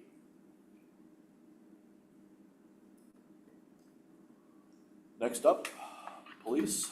I can tee this up, and then I'm probably gonna pass it on to Captain Hanegraaff. So I just wanna go back that when I first was appointed to chief in 2011, we meet with the city administrator and go over the like 10-year staffing plan and talk about growth and those types of things and where we see certain staff additions throughout the years. And I know this is a big ask. There's 4 positions here. But like I had mentioned in a couple other workshops during the year, some of these were delayed or, kicking the can on the road, if you want to call it, or what have you. Those terms were used over the years that, asked for a couple of patrol officers back in, 2016, and then we ended up losing one. Asked for a couple of patrol officers 5 years later and decided, well, not this year, maybe next year. And that's how we ended up with 4 positions this year, meeting with City Administrator Stotts and Jolene earlier in the year. They found these, the matrices for the staffing over the years, and City Administrator Stotts said, you know what, those 4 in there, let's put them in there. And you can discuss them, justify them, explain why there are 4 and not just 1 or 2. And then I'll pass this over to Captain Hanegraaff. The reason being is that the patrol sergeant, Captain Hanegraaff is the direct supervisor of the patrol sergeant and the administrative assistant, so I think he can give a better overview on why those positions are needed, and then also with the patrol officers. Thank you. Mayor and council members, I wanted to break this down as simplistic as I could, just to show the need for these extra positions or these additional positions. So I have the numbers backed up if you really want to get technical in minutes, hours, time of day, everything, allocated, unallocated, dedicated, undedicated time.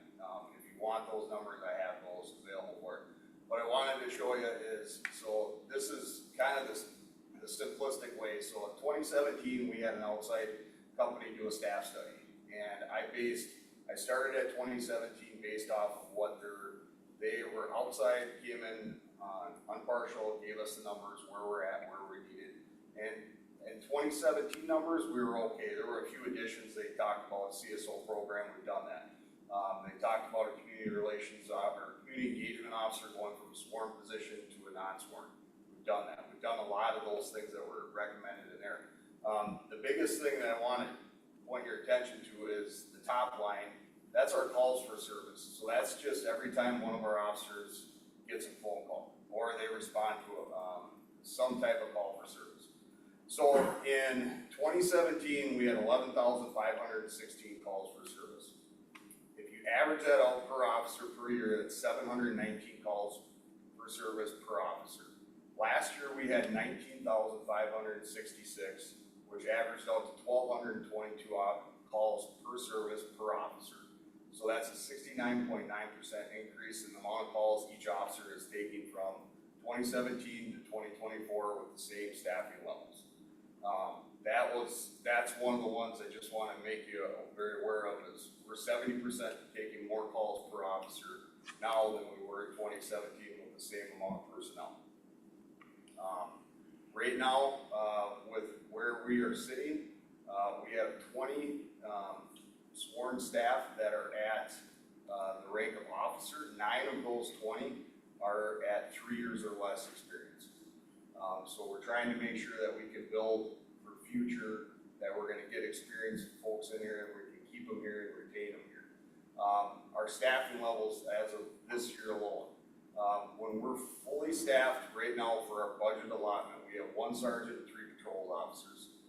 I took from February 1st to August 22nd because that is the most accurate depiction I can give you with the amount of people that we've had either leave, retire, kind of that aspect of it. So when I talk about 26% of our shifts so far this year were at inadequate levels, which is 2 officers. When I say inadequate level, that is the bare bones that we can get by with. We have to have inadequate level F2. We've had that since the early 2000s. We've had that for 25 years. If something big happens in the city and we only have 2 on, that we are calling for help from all over the place. 33% of the time we're at 3 officers, and 59% of our shifts so far this year have not been fully staffed. So in this time frame, we've had 4 officers leave, 2 have left for other agencies, 2 have left for, left the career field in itself. So one of the big things about the staffing, as far as our patrol officers, can go to the call for certain bar graph. So if you look at this, this is gonna be from January 1st of 2024 to August 7th of 2025. So this is the amount of calls we receive per hour per day. So you can see the majority of our calls will come in at around start at 9 a.m. to 10 a.m. and they will considerably drop off after about 11 p.m. But in that time frame right there is where we need to stay adequately staffed, if not overstaffed. And that is those additional patrol officers. This is designed specifically to put them there. So if we have the additional 2 officers, we'll now be able to have a minimum of 4 officers from that time frame when we're the busiest. And what that's gonna do is allow us to give better service to our citizens, and we can spend more time on helping them and adequately respond to those calls. Any questions about the officers' positions?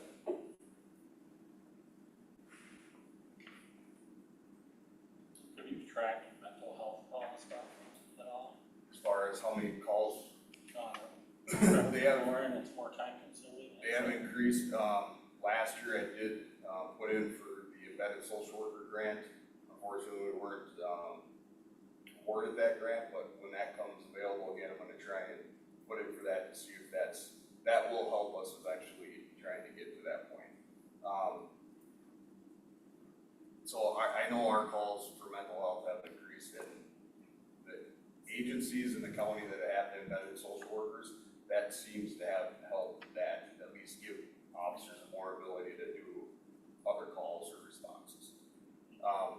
Just this year alone, we have spent almost 21.5 in uniforms equipment for new training officers.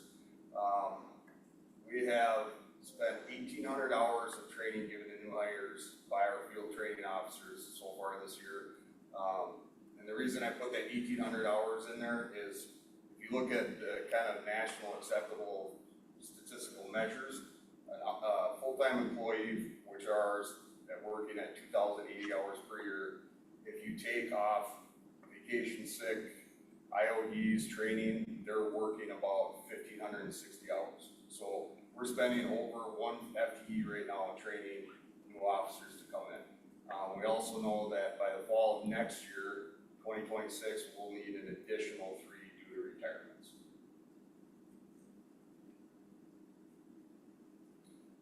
Next slide is regarding the patrol sergeant. So right now, our goal, and that was one of the goals in 2017 by outside agencies, they recommended that we have 24-hour staffing for supervision. We've looked at a number of there are some different things that we can do to try and cover this. Those might be in a corporal position or lead officer work position, but this will help us cover that 24-hour shift coverage for sergeants. This would be a person that would be flexible, that would come in and work days, work nights, work afternoons. They would also take the assigned duties that should be in a supervisory role away from our officers. And one of the big ones is our fleet management. Officer Tom Coulter, who is assigned to the SRO in high school, he does all our fleet management, fleet maintenance, everything like that. That takes a tremendous amount of time off of what he's supposed to be doing, and that should be in a supervisory role. So there's a lot of the ancillary duties that the officers actually have right now that we spend overtime paying them to do on their extra, that we can transition into this patrol sergeant and then work towards that goal of having 24-hour supervision.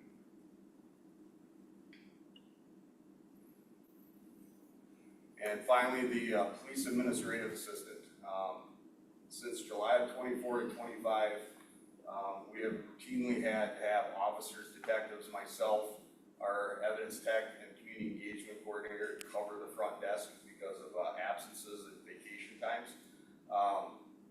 So right now, if you look at what we pay for an administrative assistant, it's about $80,000 just in salary alone.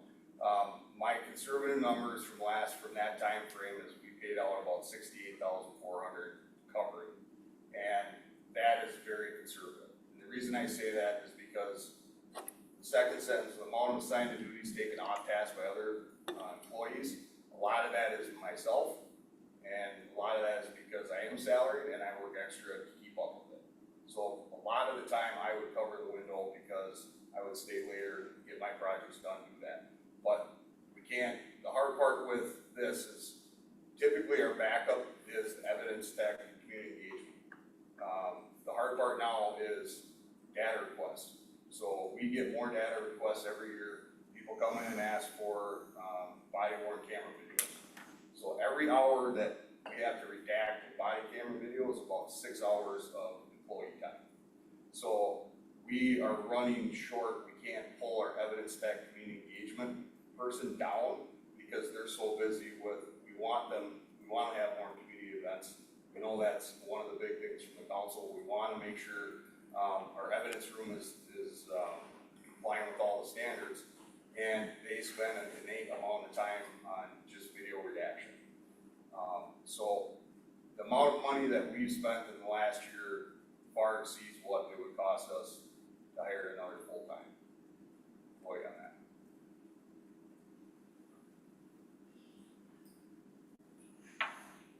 Any questions I can answer? I know it was a lot. It was probably, because these CSOs just got in your system, it's hard to really tell what percent of calls they're taking. Maybe it is, I don't know, remind me. We see how many calls they take, because they also have to pull an ICR, that gets called nowadays. Every time they deal with a dog complaint or unlocking a vehicle or dealing with those types of things. They came on in June, so they've only been here a few months, so we really haven't felt the impact. We see it, and it's great. They're fantastic. They've been helping out at different events and things like that, and helping out on the road with traffic control and those types of things. But we also have to remember that they're usually here 80% of the time, and it's going to be like May, June, July, and August. They are usually going to be students, college students, going to be law enforcement. So, like both of them leave, I think, in the next couple of weeks, right? So their hours are going to drop dramatically. So to answer your question, I think in a year or two, we might be able to see the true impact of that.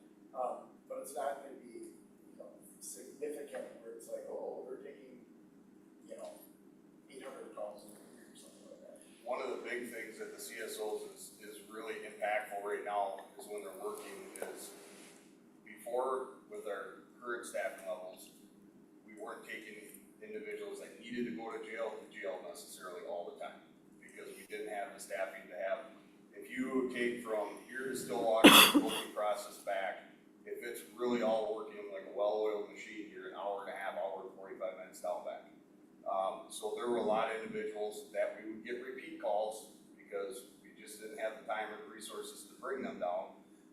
Now we have the CSOs to transport, so we are taking a considerable amount more people to jail that should be going to jail for that aspect. And that is really time saving for us because very preliminary numbers, 2017 was 27 minutes average per call.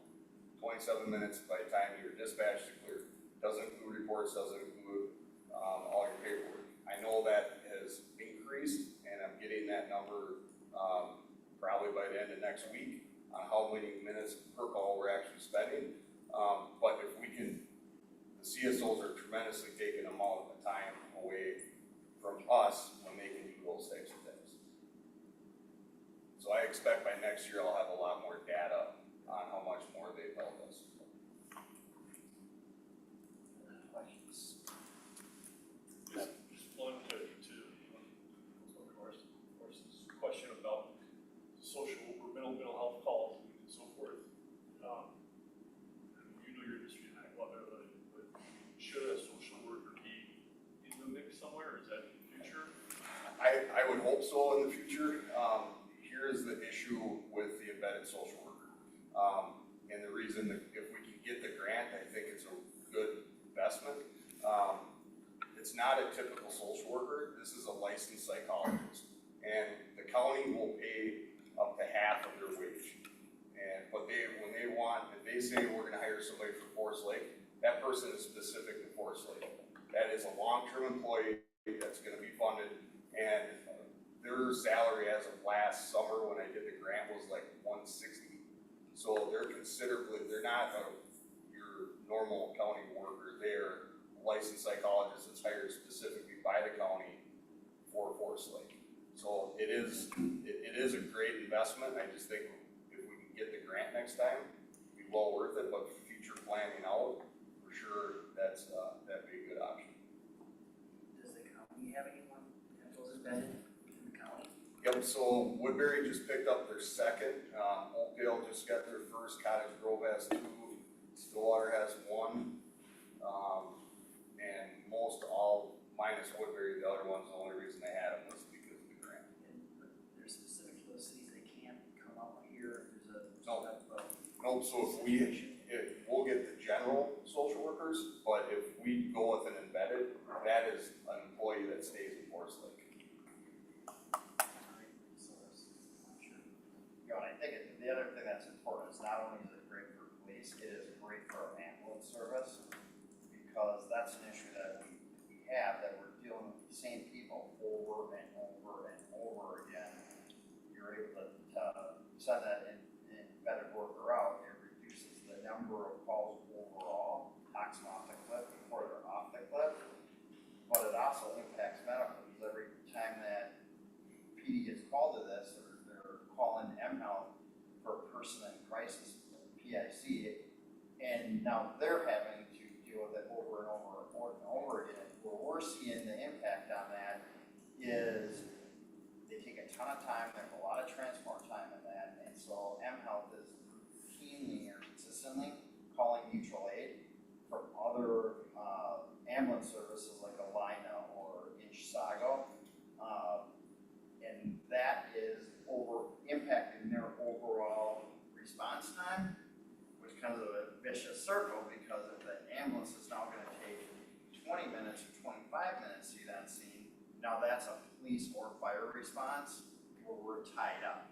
And it's all is funneling back to mental health as being kind of a root cause in this issue.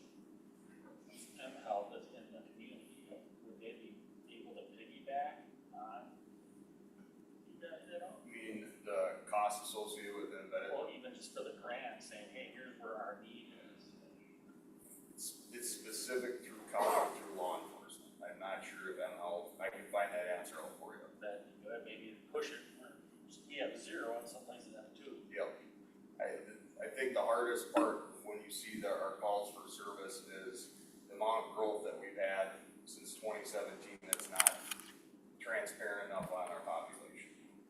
I mean, we can count how many large apartment complexes we've had built since 2017 to now.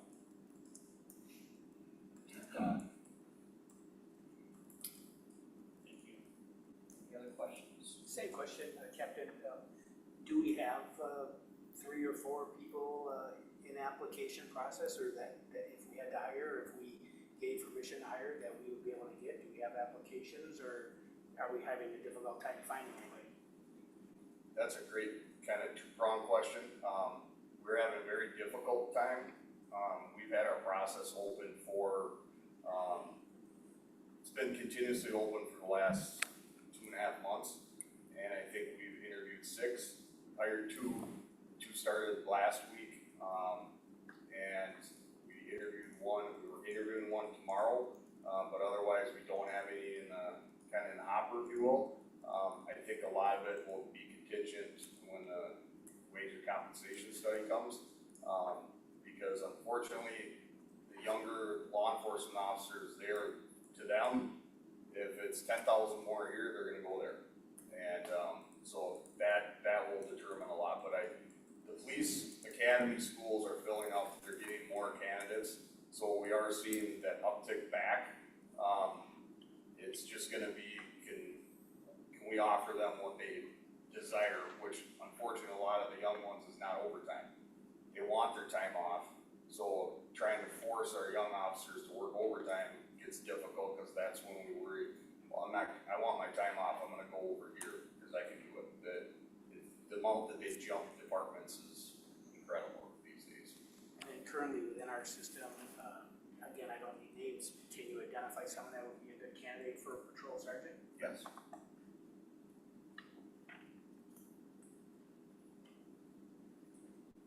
I promised Captain Havengraph I would help him with a fancier graph, but in hindsight, I didn't get a fancier graph, but I'm not sure it really needs any fancying up. I mean, I think, to me, this is the graph that compels me to think these are good hires, is that, not that long ago, 2017, right, 8 years ago, to today, we've almost doubled the amount of calls, and you start to look at that number of calls per officer. I'm no expert, I'm no police expert or public safety expert by any means, but that's a lot of calls per person per year. You start breaking that down on how many per day. There's just not a lot of, you know, we were going through some of the hours, the average length of call and times the number of calls and stuff like that. And we didn't quite get there yet, as Captain Hanegraaff mentioned, we're just waiting on some numbers, but you start to look at the amount of time that police are just driving around patrolling, it just isn't much anymore. You know, it's going from one call to the next, and it's taxing. And it's, feel sorry for police officers all day, and it's taxing, I'll say, but it's also just not sure that it's serving our community the right way. When we don't have police officers ready, we might have to drop a traffic stop because you gotta go to something more serious, because you're already doing something. You gotta stop what you're doing, go somewhere else because you're needed there, so. Difficult decisions, for sure. As I mentioned, Dave was not able to be here. He did have a memo in the packet. I can certainly, I'm pretty in tune with, you know, everything that's intended with that position. I can certainly answer any questions. Obviously, you know, a lot of it's wanting to, and this isn't just a thing this year, but it's been, I think, as I understand it, kind of a trend towards just more emphasis on the park system. We've been expanding some of the things we've been doing in the parks in terms of replacing equipment and that kind of thing, and a heightened level of maintenance on our parks. So this position would certainly be front and center to that effort. I think there's also just a want to shift. Right now, the Public Works Department is utilities and streets and parks. I think there's a desire by Dave and myself, I think, to find a little bit more emphasis on the park system, because it is a different emphasis area.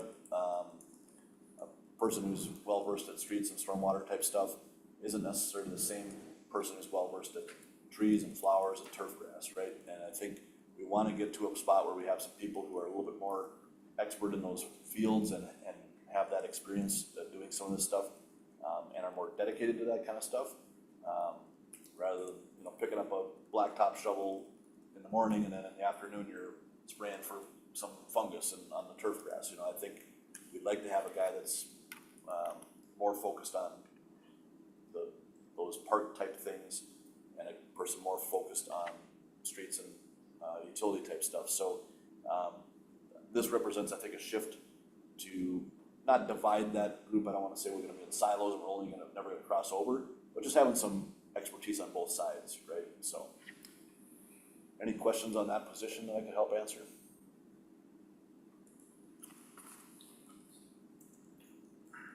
So, I guess it goes back to the question before is, where's everyone legally on this?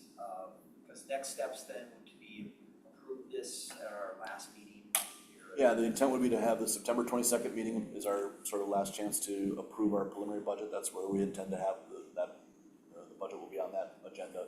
Certainly, we have a workshop a week ahead of that. We could, you know, still have a budget discussion then, but that's tough to turn that around in less than a week, because you're gonna have that meeting, and then like 2 days later, or 3 days later, we'll put the packet out for the next meeting, so we'd rather not push those decisions to the September workshop. Certainly, we can have last minute tweaks or whatever, but, I'd like to try to make some, obviously, our work session, we're not making hard decisions here, but I'd like to get some solid direction from council on what we want to present in September as our preliminary budget. And just a reminder, I think everyone knows, but September is the preliminary budget. You cannot go up from there, you can only go down. And so what you decide to present as the preliminary budget will get sent to the county, and then the county takes what the school district and they themselves put out and ours, and then they put out these statements to everybody and say, come one, come all, tell your taxing authorities what you think of their budget. We hear from them, and then in December, we make a final budget recommendation. And again, we cannot go up, we can't raise this budget, so we can't go from 12.6 to 13. We can go from 12.6 to 10, we can do anything downward, but we can't go up. So that's, every city's a little different in how they approach this. Some people like to make sure that that preliminary budget is about what they're gonna do, they try to stick to it. Some cities, almost every year you can see, they post it high, they come down, they post it high, they come down. It's a philosophy, folks, you know, everyone's a little different. Not saying there's a right or wrong way to do it, so. So direction, we get, is everyone good with where we're at? Starting point. Yep, I'm just similar to what Blake said earlier, I'm comfortable with the 12.6 starting the preliminary, knowing that we can continue to look at it in hopes of it coming down a little bit.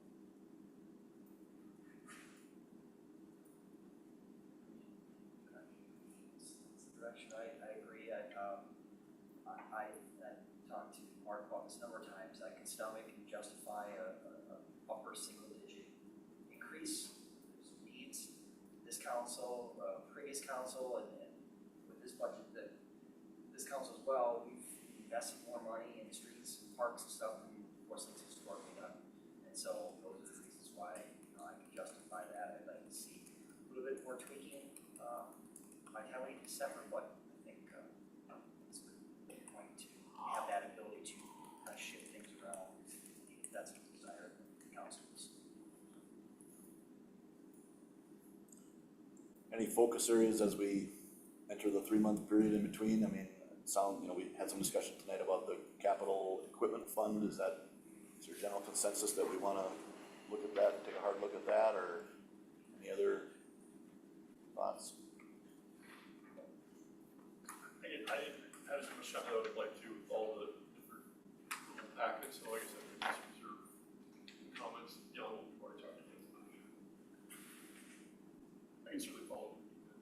Yeah, and you know, Reach out. we got a whole month before we actually formally decide this, but we've also then got a couple months after that to come down if we want to do that.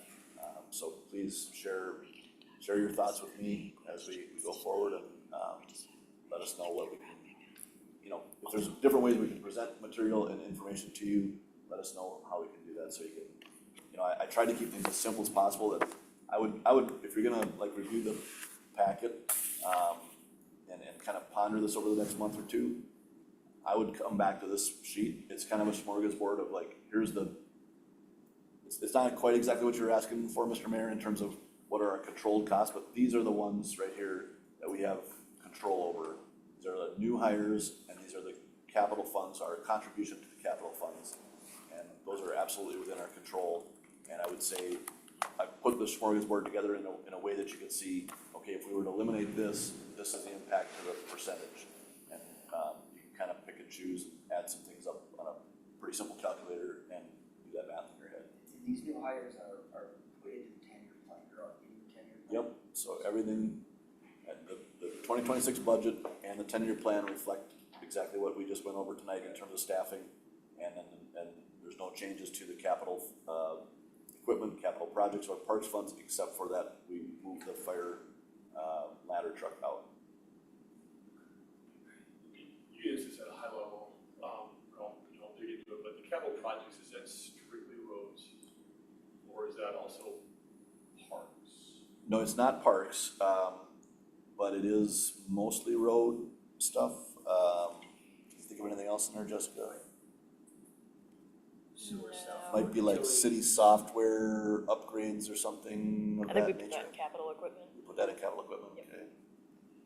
Any utility upgrades would be included No, in that would all be, so there might be portions of it'd be the other way around. So if there's a street project, let's say North Shore Drive, there's gonna be sewer and water work maybe with that.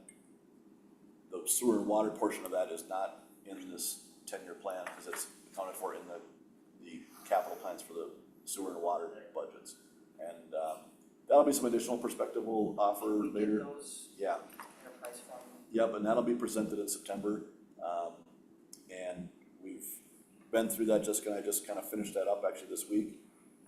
Spoiler alert, not good news there either, right? Because we had to absorb the extra public works. So just to review, the public works building, the $50 million price tag is split 50-50 between the general fund and the utility funds. And the sewer and water, each take a portion of that, 25 million. Obviously, they had money in there before, but not enough. And so they've had to, we're looking at how they would absorb that extra cost. And the programmed increases that you have there, 3% on sewer, 6% on water. Did I get that right? Yep. Annually, work for a little bit, but not for too long. And we're gonna need to look at that. Now, there's a few things that are tough to predict. Growth is the biggest one. If you grow quickly, that'll, all of a sudden, there'll be no problem there at all. If you grow slowly, we'll have a bigger problem to address. So growth is a big part of whether or not those funds stay solvent. And, it's just a matter of rates, rates are taxes in that case, right? Gotta raise those rates to accommodate that, so. Anything Good else? news. Right. Anything else? No, I don't think so. Budget survey. I'm sorry. Very good, thank you. So we have, last year, I think we did the budget, workshop or open house, so to speak. And didn't have the greatest attendance, so I think as a council, we decided we'd try to maybe do a survey, put a survey out there, which I think we did also last year. We did the survey, yeah, and I think most of you attended the open house. I think we were the only folks at the open house. Maybe Jill from EDA popped in, but otherwise I think it was just staff and council. We did put out the survey last year as well. We didn't get a ton of responses, but I think that we can really market it a lot better this year, and really push it and get it out into other community groups to kind of push it as well and hopefully get a little bit heftier of a response. I want to say last year we got 25 responses altogether. So pretty low. So these were the questions in your packet here were what we're proposing to put out for the survey. If anyone had any comments, and we can certainly, I know it was a short week here for everyone to prep with this packet. We could certainly wait to send the survey out for a couple of days if you wanted to send us any comments on the questions, but otherwise we'd take any feedback right now about any of the questions. We can quickly go through them. Just in general, they're asking about, we're trying to leave numbers out of here and have more generalized opinions. Are you okay with a tax increase? Are you not? Do you want to see us cut services to make that happen? What types of things do you want to spend your money on? Public safety, roads, parks, economic development? How do you feel about our police force in terms of growth and increased calls? What are sort of the priorities you'd like to see the city address in the future? And just kind of give them an open-ended question at the end of it. What else do you want? Obviously, you don't want this thing to be 25 questions long or no one will answer. So those are the sort of the 5 we threw out there. Could certainly add anything else that you want to put on there. Put the police one on there just because a big chunk of this is police, right? Four hires is a lot, as Chief Peterson mentioned, but no doubt that's a lot, but it's probably a long time coming, right? How was the survey delivered? Was it like a survey homepage?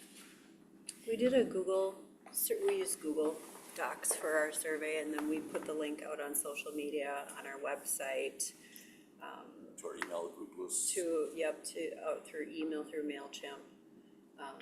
So, I like to call it all platforms. yeah, So the plan would be to put this out relatively soon here, Yep. so that we have this feedback for the Correct. second. Yep. So, Jessica's last day is on Friday. Thank you for, your help in stepping up and helping us get through a transition time. I understand Bonnie from Red Path is gonna be transitioning, our new finance director, so welcome. And thank you everyone, Kim, and everyone that was involved in putting this together today. I know it's a lot of work and, appreciate this information. So, motion to adjourn? Do we have to make a motion? we don't need to make a motion. See, I think by now I've.